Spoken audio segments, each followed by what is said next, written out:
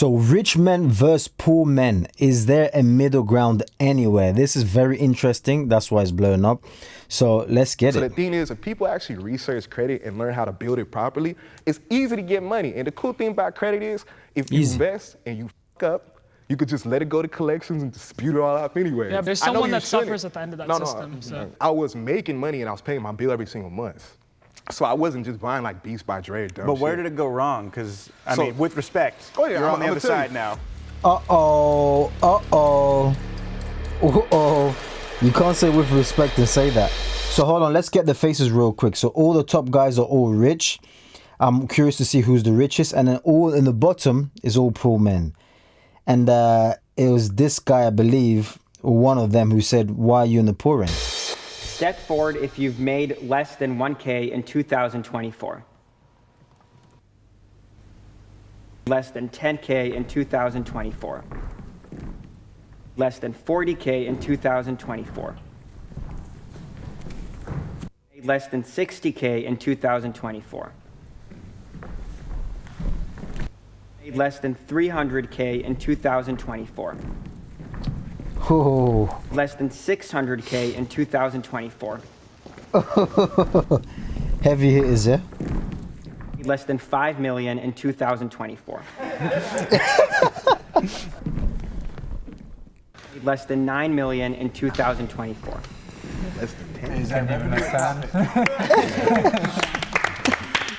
They had to clap. Oh my days, let me rewind. A lot of the poor people side, they weren't clapping too much, especially down here. Yeah, you see those two, especially the guy in the blue, he did not want to clap. We're clapping for the rich guy? Told Rich you, people called should it. be taxed more. Wow, the rich guy even woke up as well. Okay. I remember back when, America was first starting and taxes were looked at as a privilege. Like, it was something that people looked forward to. People, use it as a badge of honor that they had made it to a point where they could use their success to benefit the rest of society. It was something that they used as like a stamp of, I've made it, I've done my part, I've become so successful that now I can give back at such an extraordinary level. Now, this is also dependent on taxes being used, in the correct way to like actually benefit society and not, go to corrupt politicians. But overall, like, especially as someone who's considered like upper middle class, rich, someone who's considered wealthy, I have no problem and think that I should be taxed higher.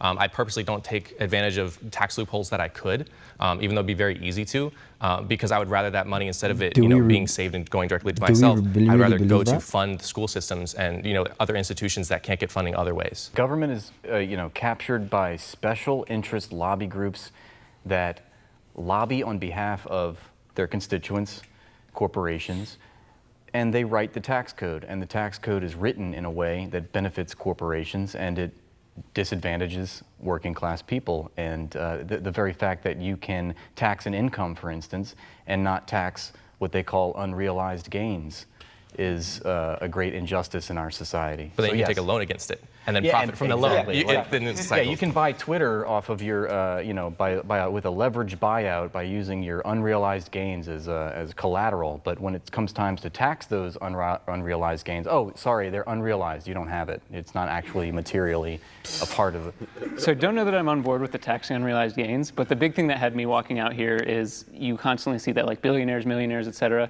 they pay a lower marginal tax rate than like teachers and stuff.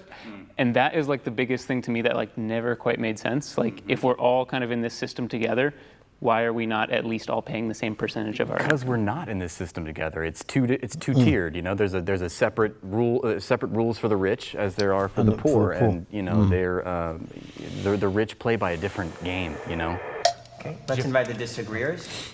That's okay. So it's like there's a separate rule, The but there reason why I didn't isn't. step forward, which was, should rich people pay more taxes? If I could know with certainty that my taxes, paying more of them, would go to benefit schools or homeless veterans or struggling single moms or whatever the causes are, I'd be glad to. My concern is that once that money's gone, it can go off to fund war crimes in other countries and bomb villages to take their oil and all this other bullshit.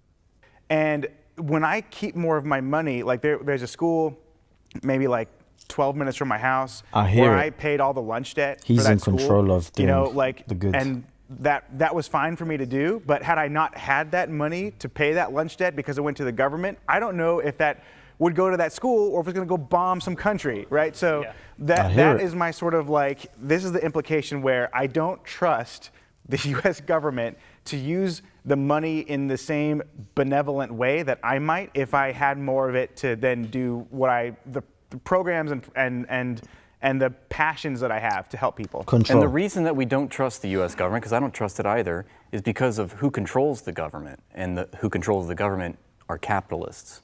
So it goes back to capitalism. It would be great for our money to be used to fund schools and all these programs, wonderful. But they're not. You're right. They're going to the weapons industry instead.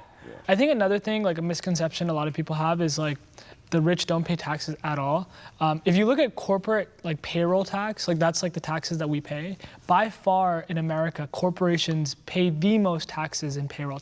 That is like what, like for example, but it is coming from other people's checks. But we factor that into their salary, right? We know that we're gonna have to pay taxes on that. That's one thing to think about.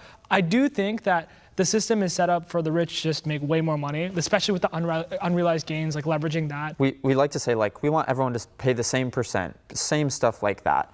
But it's not like rich people, massive business owners use less government services. They are using these roads way more. They are using all these things so much more than the average person who just needs to drive to work. If you need a million trucks going places, like it wouldn't be unfair for these people to pay more because they use more, because they're bigger entities. Well, let's think of it this way. Who has influence on the rules that gets to govern everyone? Well, the rich. Okay. Well, do we or do we not think the rich will make sure the rules that go into the playbook or the rules that get actually confirmed as, okay, now this is a new rule. Do we really think it will be rules that goes towards benefiting them or creating a bigger and bigger disadvantage for them? I'll let you answer that in the comment section. I think sometimes people are mad and they're angry about wealth inequality, and they think that like taxing people will solve wealth inequality. And like I think it might solve it on like a numbers basis, but I just don't know that that's the right thing. Okay, so the money that the government doesn't receive by taxing billionaires and multinational corporations, they have to come up with the money still. So what do? They borrow it. They borrow it from corporations when they could have just taxed them. And when you borrow from billionaires and these large corporations, you then have to pay them interest. The government has to pay all this interest on the money that they should have just taxed them in the first place. So that's why you have 30 trillion. I mean, the national debt is a scam in and of itself. The fact that people bring that up as a talking point is ludicrous. Hey, before we go any further, we want to take a moment to say thanks so much to Straight Arrow News for also supporting a group of Let's get it. Please step forward. No. Please step forward. What? Men should be the breadwinner of the family. I grew up in a pretty traditional Muslim All household, these other men are and weak. it's like very common for like the He man didn't to step kind up. of be the breadwinner, and like that's the tradition I grew up. So I have very strong beliefs in that. I do think that there are abstractions, like there are times where women are the breadwinners and vice versa, but I don't think that it should, like for me, like the way that I've grown up, the way that my family's grown up for many years, many generations, it's been a tradition that like the man is very responsible for taking care of his family and the financials of kind of this unit.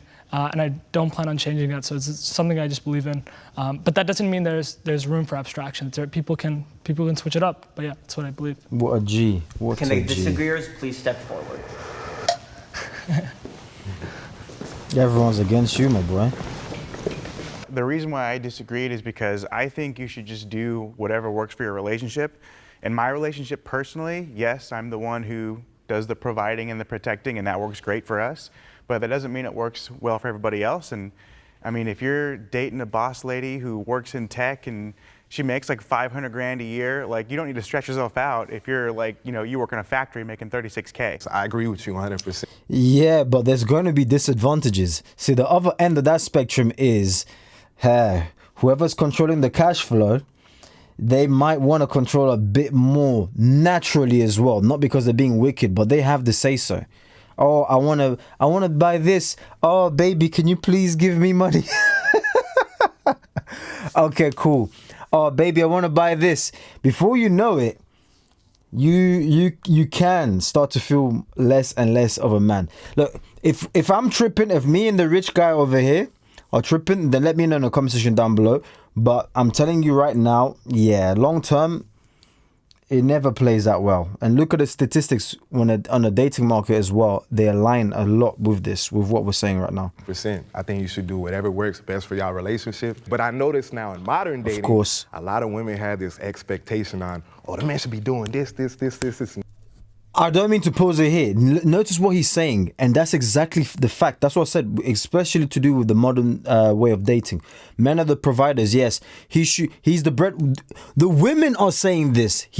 Yes, I want to be taken care of. My man needs to be the breadwinner. He needs to earn at least 6 figures, be 6 foot, and have a 6-pack. This is coming out of their mouths. So don't shoot the messenger. Don't shoot the messenger, okay? As one of my Indian friends would say, don't shoot the messenger. So it's yeah. But anyways, let's get to it. It's very interesting. And I don't necessarily like that because these expectations put you in a weird position, especially if you feel like you're not really receiving much in return. In my current relationship, I was so upfront with my partner. I said, I'm gonna be a teacher. I'm not gonna be able to be the sole provider. I wanna be a high school teacher, maybe a college teacher. That's my passion. That's what I want to do. That's how I want to. This is so bad. Why did they do him dirty like that? Like the little tag, poor. It's like, ouch. Do you get what I mean? Kian, poor, and he made less than 10K. I want to give back to the world, and she Brokey, said, basically. I love that about you. That's one of my favorite things about you, and we're gonna make that work. I'm gonna work. I She's want to gonna control work, you. and we got to get through it somehow. It's really hard to survive in this capitalist society right now with having just one provider. I mean, I think everyone on this side of the room probably can if you're the rich man, but a lot of us, we need 2 incomes. It's just not possible for the man to be the sole provider, breadwinner. The reason that I put the expectation on myself is because like I also expect other expectations of my wife, right? Like I'm not going to marry a woman that's not going to be able to take care of my children, right? Like I think that's one expectation that I have. And once again, this is not an arbitrary thing where it's like it has to be this way or that way. It's just what I believe. I think we all have our expectations in relationships, and as long as we communicate those with a partner and are super upfront with that, there's no problem. I only disagree with the characterization of the premise that men should be the breadwinner, as if we should be conforming to traditional gender roles in this society. I think there's a term that I learned maybe last year is financial compatibility, and I think that's one thing that is really important in a relationship, because if you're making a lot of money and your partner isn't really, and because I personally think that a relationship, both people should work, both people should be just contributing. But if someone's making a lot more than the other one, then it will always feel just incompatible, because it'll always cause the other person to feel like, oh, like I'm paying more, I'm contributing. No. This is where I have to disagree. When a man makes more, he thinks automatically, I need to take care of my wife, my family, my girl, my woman, my kids, and everything. When the woman starts to make more, she thinks he needs to get on my level or more. Babe, you need to stop being lazy, stop playing the Xbox, or, maybe you can get another job. It's always, okay, well, why am I doing all the work? Huh, honey? I'm telling you, okay? There are maybe some exceptions out there, no problem, but it doesn't dispute the what's going on a wider scale, and including the data that's backing this. The divorces are filed by the women. I'm not making this stuff up. Don't shoot the messenger. We do more. I'm working more. I was gonna say, I think there's a bit of nuance there. I'm in a polyamorous relationship where I make significantly more than my partners. One of them is an RBT, so they work, minimum wage, working for schools, working grueling hours with kids with disabilities, and so it's a very hard life for them. And we've been together for over 3 years now. And there's never been a sense of me putting myself and my income above them, or using that as I'm going to lead the household and I'm going to make the decisions on my own because I'm the primary one bringing in the significant, revenue into the household. Men don't do that. It definitely comes down to the relationship itself, because they knew me when I was working for minimum wage jobs. And so because of that, just because I'm in a place now tomorrow I could have nothing. I know that the love would still be there and a relationship would still be strong. So while there can be definitely situations where an income, inequality would impact a relationship, I think it speaks more so to the depth and the strength of the relationship itself, rather than the inequality being the main driver for any sort of issues in that relationship. Have you never felt that it's just kind of unfair that you're putting so much in, and the other, like, I'm just generally. No, not at all. Because I've been in relationships where I was the one who was working at Chick-fil-A making like $9.25 an hour, and I was like, my girlfriend had like a $60,000 job in DC, and I was like, oh my God, like, thank you so much for like taking me out to dinner or something. And so that mentality of, that reciprocity of like, if I'm going to be there for you emotionally, you're helping me with my finances, we're in this together as a partnership. That's what's really carried those relationships through. And I've never, again, I know that everything could disappear tomorrow. So there's no feeling of, well, I'm doing all this, why are you not putting in as much effort? Like, they're working super hard. And so just because they didn't have the same connections or opportunities that I had means nothing to the fact that they're like worth less or something to me. To piggyback off that too, for me in my relationships, I've always made more, and it didn't really tend to bother me.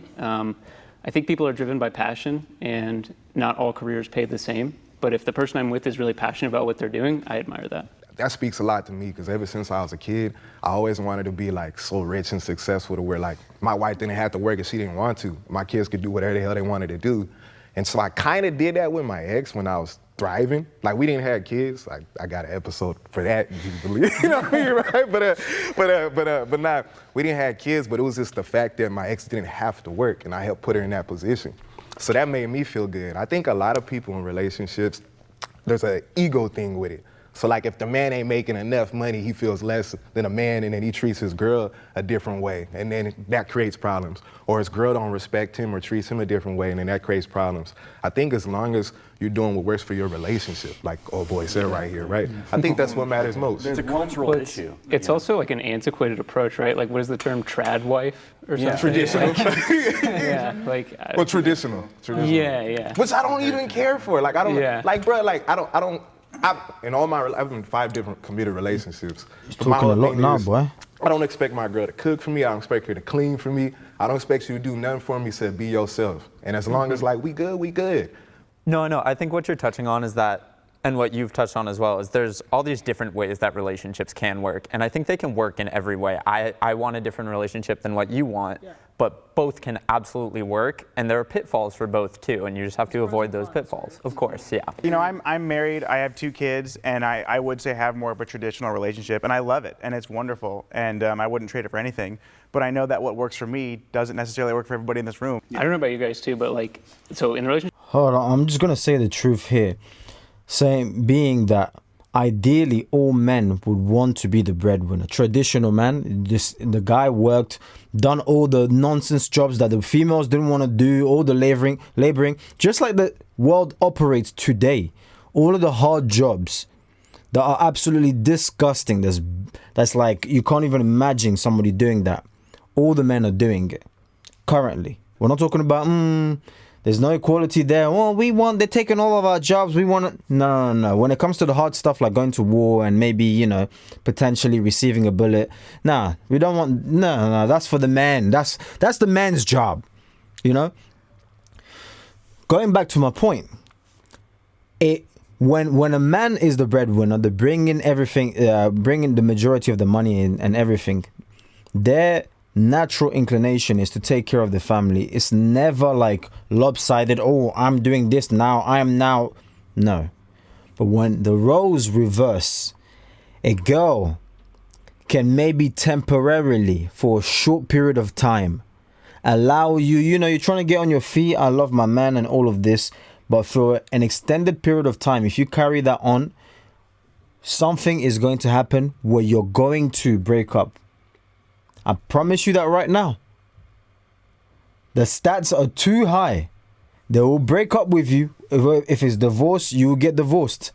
So it sounds good, kumbaya, the whole corporate answer, being there. Well, I don't really mind this. It is whatever it is. But in real life, it just never tends to work out that way. Because they'll support you long enough for you to get back on your feet. But if it carries on, why am I doing all this hard work and you're just being lazy? It's like, It's been 3 years now. You still haven't been able to get a job or get a decent job that brings us to at least this point. Because women aren't built like that. We're different, but we complement each other. It's like I feel like we're in a world where people are so afraid to say that men and women, we are different. But different is good. It's good because you bring this, I bring this. Together, we are unstoppable. So it's absolutely a beautiful thing. Women are absolutely amazing, beautiful creatures. Just like men. But together, we create sparks, magic. But when you try and say we're the same, that's when you get a world like today. The relationships I've been in, I have made more than my partner. But if they did make more than me, let's skip it's it not because just you're talking too much. It's family ties. Like your family and their family are now one unit. Families are getting married. And so you have like multiple pillars, and then you have like, if you're religious, right, you have like this ethical and moral compass that aligns with the other, and that's another compass. And then like, can you benefit each other in knowledge as well? So there's many other pillars. So if one breaks, there's another to stand on. Becoming rich is easier now than it ever has been. It's true. I grew up pretty much at the poverty line, so the opportunities that my mom had were so limited to compared to what the opportunities that I have today.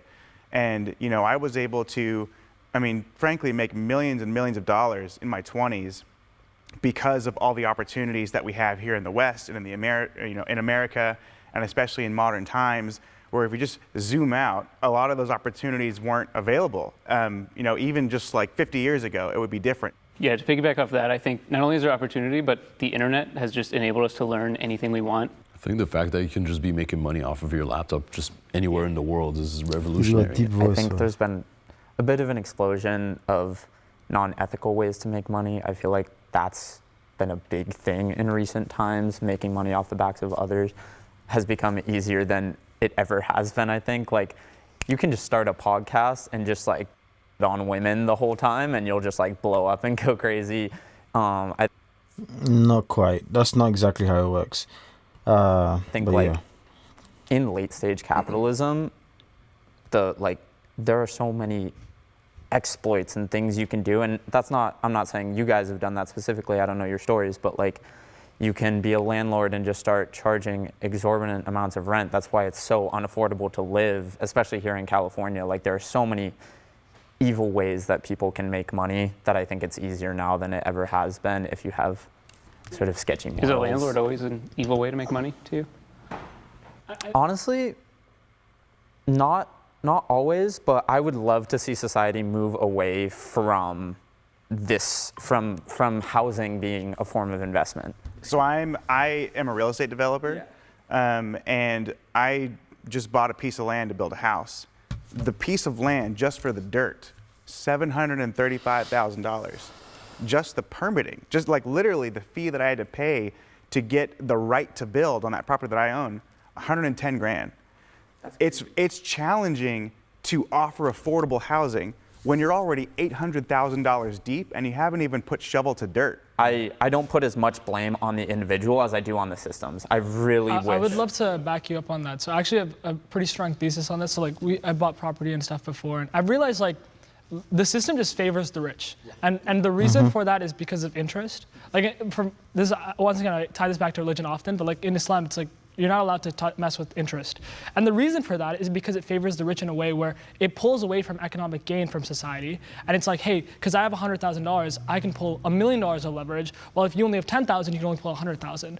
And now what's happening today is like these companies like BlackRock and these big institutional holdings, because they already have trillions of dollars, can leverage trillions of more to buy more houses, rising the prices, rising the interest rates for everyone, and you guys suffer the most. And it incentivizes the most f***ed up practices. Yes. Like the more you can charge, the higher interest rates you can have, the more you can do, the more you can exploit, the more you can steal, the more money you have, the more you get. The more money you'll make, and eventually you become the bank. And that's what rich people have become, you know? And I really hope that I never kind of go down that path. So it's something that, even as us, like I think when you make money, like you'll see a lot of your friends kind of like you can make a lot more money if you make money, and like you have to really control yourself. That's why I also believe that making a lot of money is actually a curse in a way too.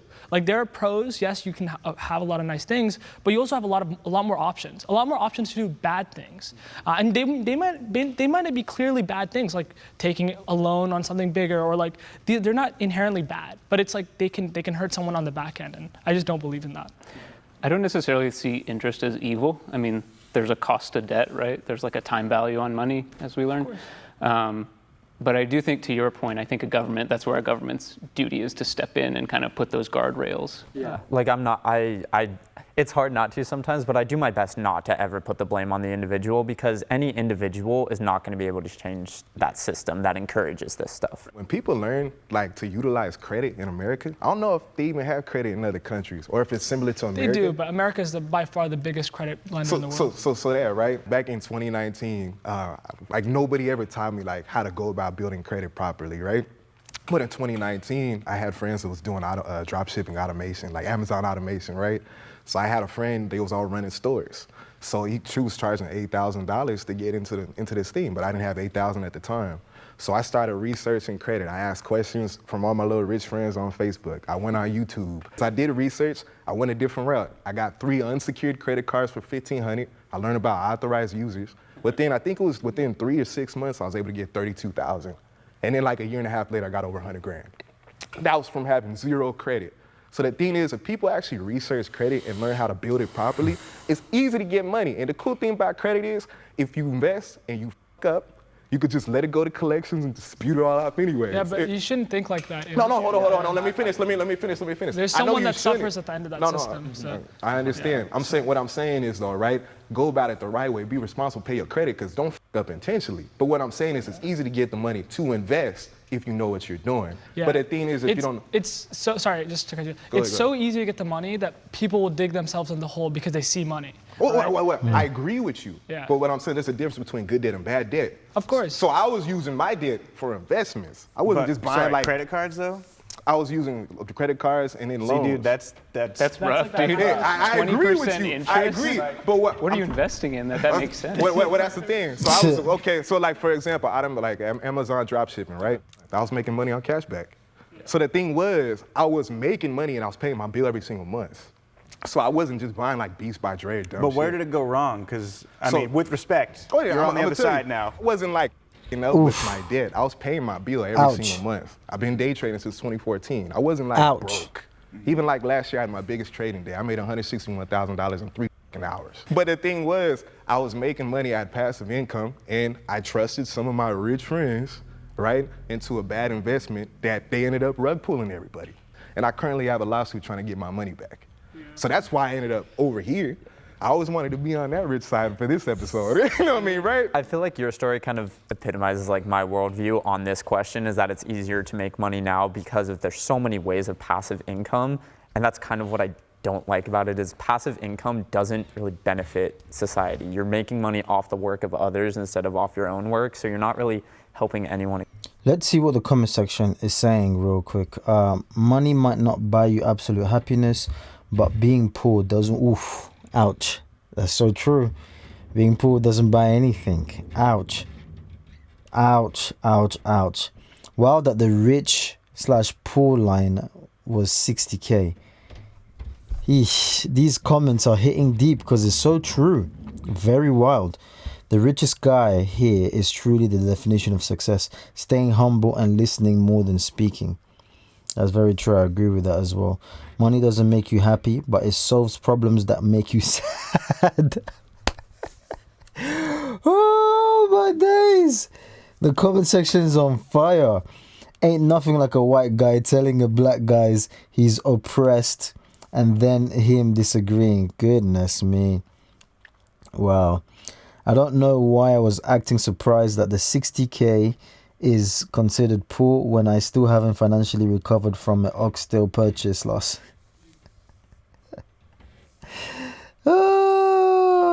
We're clapping for the rich guy. It's crazy because I noticed that at the beginning as well. It's like they all panicked. That's what happens as well. Biblically, even mentioned this.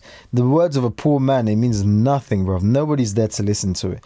So just for the fact that he's rich, and they're all sort of clapping, like looking around, like, wait, why are we clapping? Oh yeah, because he's rich. Okay, yay, he's richer than us. Oh my days. Wow, the comment section is just crazy. This is one of the best comment section I've seen in a long time. But yeah, guys, look, let me know your thoughts in regards to all of this. I know we tapped into some dating stuff, some, you know, what's going on market wise, but let me know, you know, in regards to some of these questions. I want to hear your thoughts. Okay, so like this video, share it so it pushes the video more. And yeah, I can't talk today. I don't know what's going on. But yeah, I'll catch you guys on the next one. God bless you all.